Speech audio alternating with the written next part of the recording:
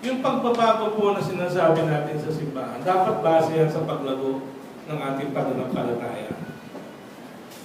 Hindi po yan pwedeng gawin nang hindi base sa paglago ng pananampalataya. Bunga lang po yan. No? Bunga po yan ng pananampalataya, bumago na. At dapat, kapag ka nagpapatugtog ka dyan, kita sa iyo na ikaw ay malago bilang sa Espiritu. Pagka yan nagtugtog, kumanta ka dyan, nang wala kang hindi nakikitang paglago sa iyong Espiritu. Walang mangyayari po dyan kahit anong klaseng pagbabago ang gawin natin. Hindi ko po kinakumpara, no? Pero nakapagsisimba po ako sa day by day.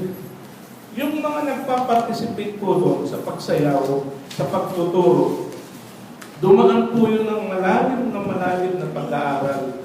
At hindi po sila pwedeng magturo o sumayaw o kumanta nang hindi sila lumago.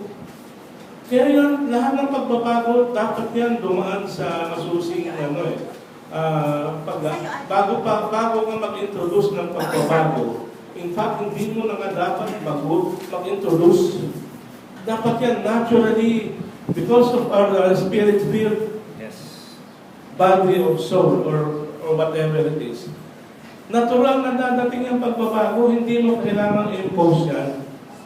Mag-fail yan. Hindi naman sa pessimistic ako, pero kung ganyan ang ating pananaw, at nakita natin ay nagsasamasali dyan o what, ay hindi bunga ng kanilang pagbabago sa paglago sa Espiritu. Makikita at mararamdaman po ng mga tao yan.